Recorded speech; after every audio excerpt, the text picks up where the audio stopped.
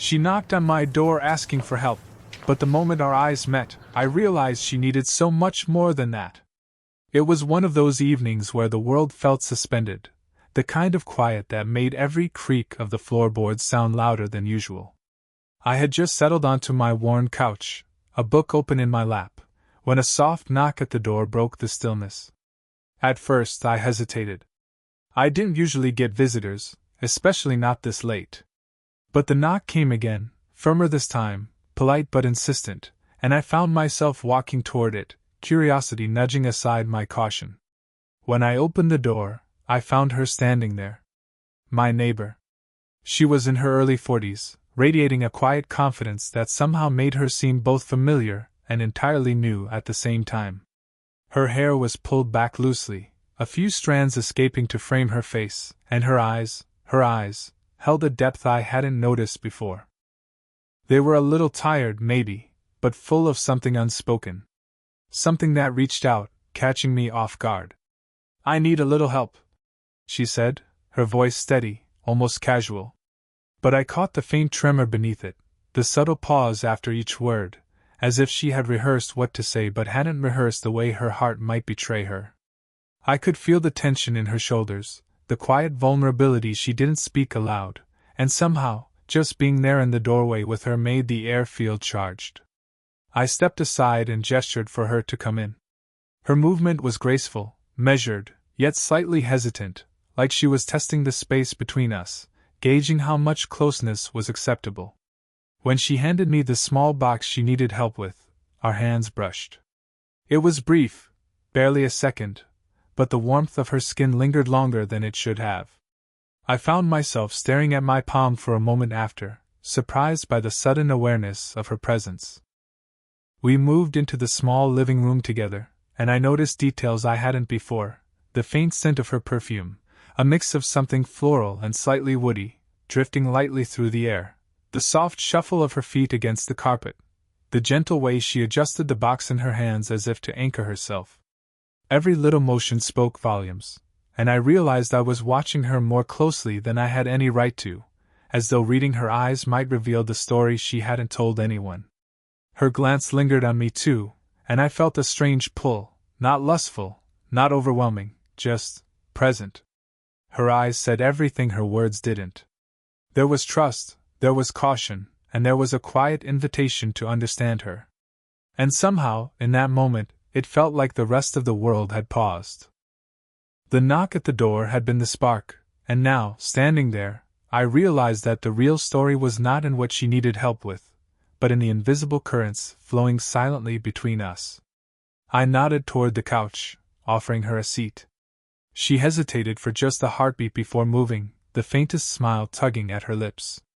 I caught my own reflection in her eyes, a mix of curiosity and something I hadn't expected to feel so strongly.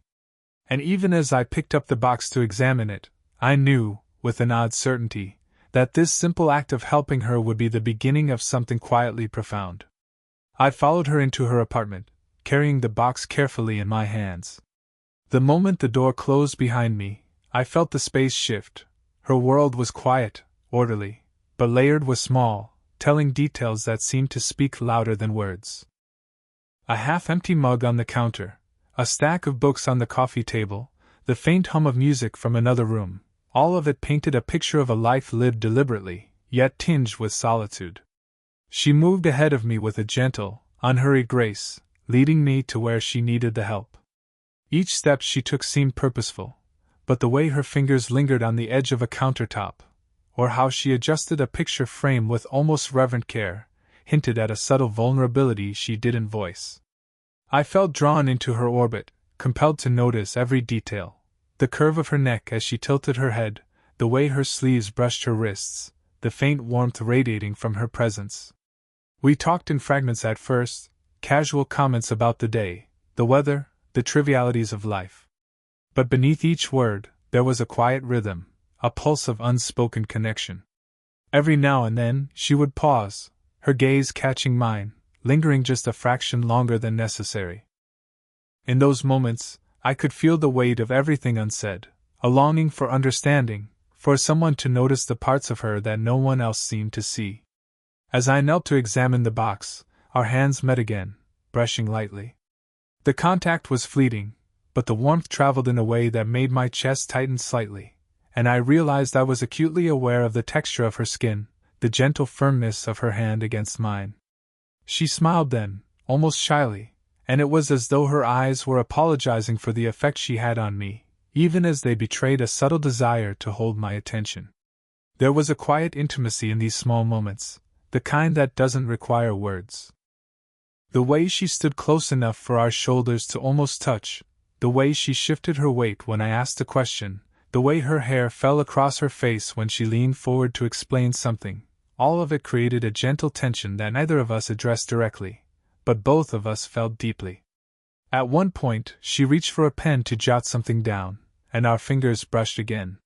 She hesitated, then withdrew slightly, but not before I caught the faintest tremor in her hand, the subtle heartbeat of a moment that was fleeting yet charged.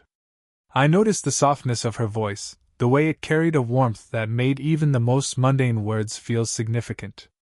By the time the box was finally sorted, I realized I had been here longer than I had anticipated, yet I hadn't once felt impatient. Her presence was grounding, quietly mesmerizing, and I found myself reluctant to leave, as if stepping out the door would break some fragile spell. When she thanked me, her smile was soft, almost wistful, and her eyes met mine with a look that seemed to say more than words ever could. In that glance, I sensed the promise of a story that had only just begun, one built not on urgency, but on slow, deliberate understanding and the tender pull of two lives beginning to intertwine. After that first evening, helping her with the box, a strange rhythm settled between us. I began noticing little ways our paths crossed, casual encounters in the hallway, brief conversations that stretched a moment longer than they needed to. Each time, there was a quiet anticipation, a subtle awareness that lingered in the spaces between our words. One afternoon, she asked me to help her reorganize a shelf. It was a small, almost trivial task, but somehow it became a window into her world. As I reached for a book, our hands met again, brushing against one another lightly. This time, neither of us pulled away quickly. We lingered, aware of the warmth spreading through our fingertips.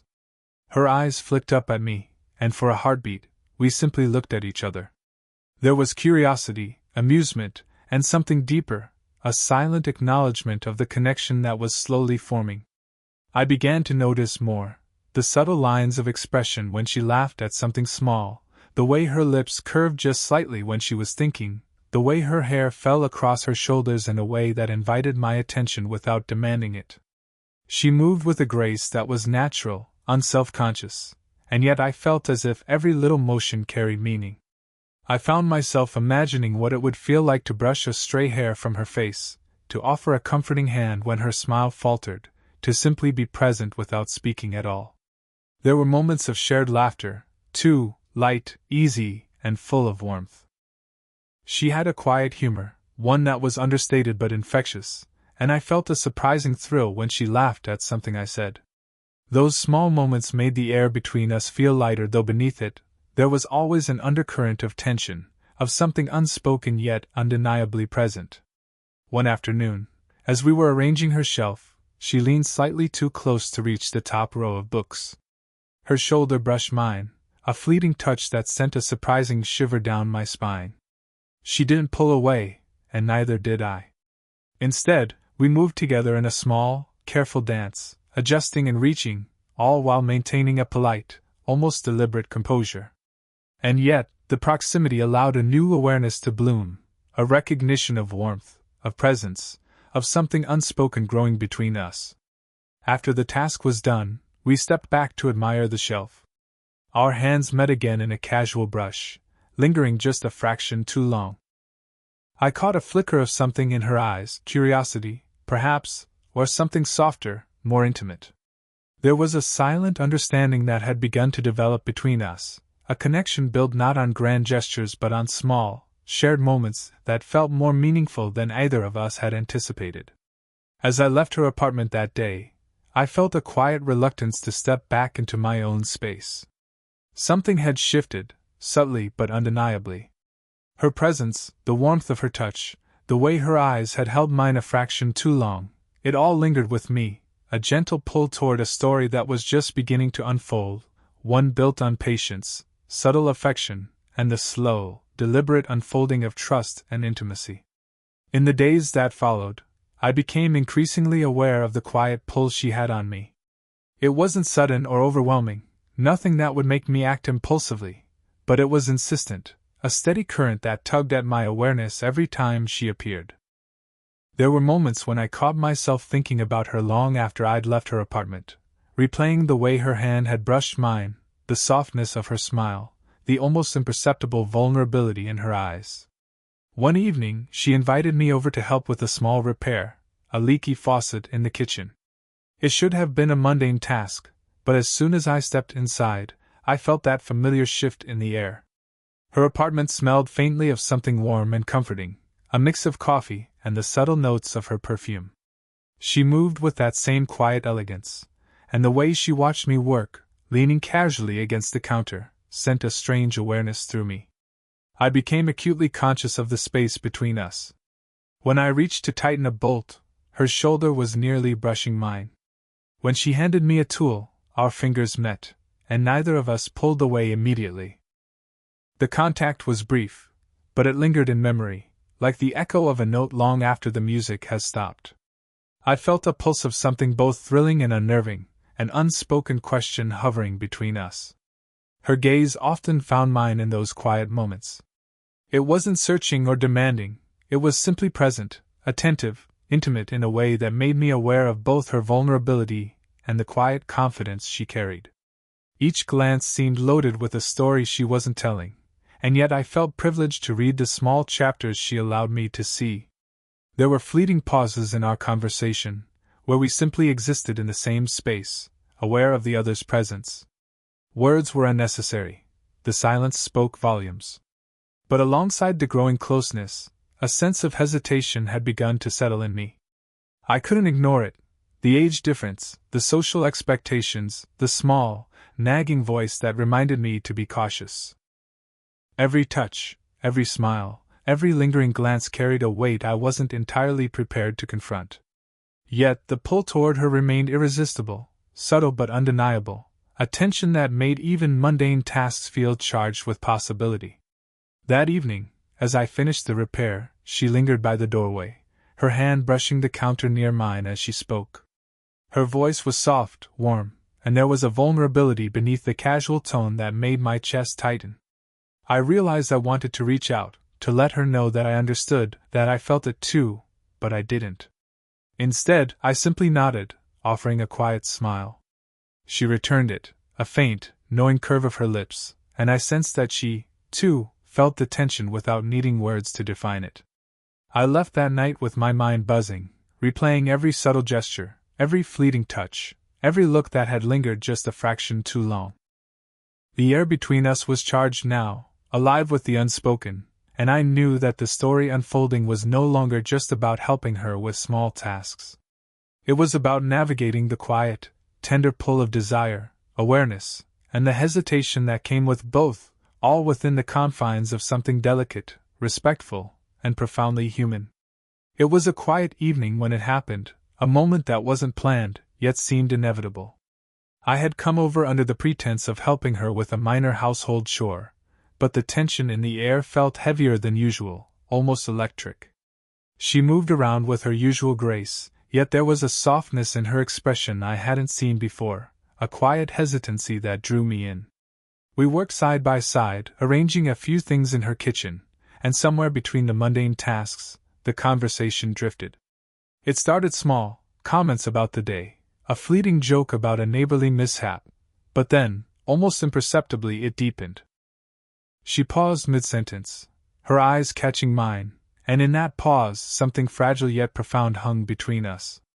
It wasn't spoken, but it was understood. This was a space where vulnerability could exist safely.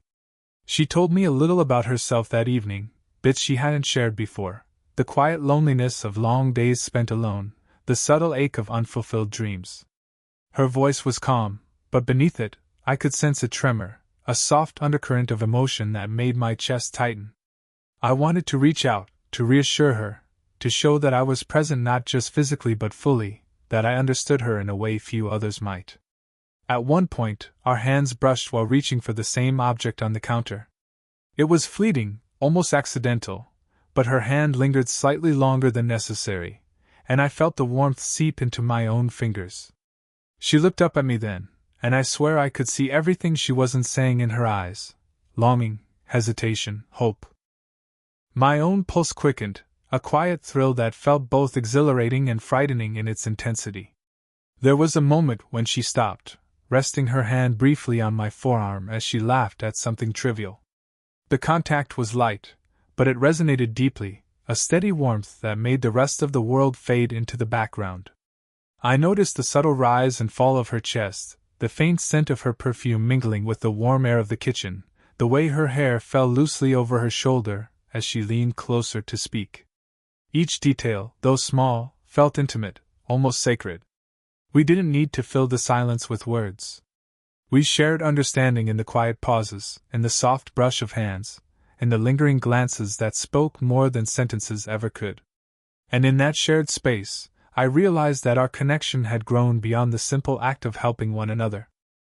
It was something tender, fragile, and profoundly human, the kind of intimacy that comes not from grand gestures, but from being seen, truly seen, and feeling safe enough to let your guard down. When I finally left that evening, my mind was a whirl of emotions. I replayed every glance, every fleeting touch, every pause that had carried more meaning than I could articulate. And in that quiet aftermath, I understood something vital. What was growing between us was no longer subtle curiosity or polite interest. It was something deeper, something that could not be ignored, a gentle, unspoken promise of connection, longing, and the fragile beginnings of love. It was late afternoon when I found myself back at her apartment, drawn by a quiet pull I could no longer resist. The air had a golden warmth, sunlight spilling through the windows and casting soft patterns across the floor. She was there, casually moving about, yet there was an awareness in her posture, a slight shift in the way she carried herself, as if she, too, felt the tension that had been building between us. We started with something simple. She asked for my help with a small repair, but the mundane task felt different this time. There was an electricity in the air, subtle yet unmistakable. As I knelt to examine a faucet, her hand hovered nearby, brushing against mine as she offered a tool. The contact was light, almost accidental, but this time, neither of us recoiled. Instead, I felt a surge of warmth, a quiet affirmation that we were both aware of the pull between us. Our eyes met, and I could see it clearly now, the longing, the hesitation, the unspoken acknowledgement of what was developing. Her gaze was steady, intimate, and somehow tender, as though she was both inviting and testing me. The small talk we exchanged felt like a fragile dance, every word measured, every pause pregnant with meaning.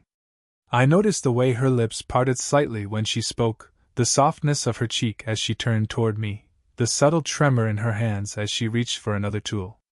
At one point, she leaned just a little too close, and our shoulders brushed. The warmth of her presence washed over me, and for the first time, I allowed myself to acknowledge the magnetic pull that had been quietly growing. I brushed a stray strand of hair from her face, an almost unconscious gesture, and felt her eyes hold mine in a way that spoke volumes. It wasn't bold or dramatic, no words were necessary, but the intimacy of that small movement shattered the final barrier of hesitation. We worked in companionable silence, each gesture charged with unspoken meaning. When she handed me a cloth to clean up, our fingers touched again, and I let my hand linger just a fraction longer than strictly necessary. She caught the subtle prolongation, and a faint, almost shy smile curved her lips.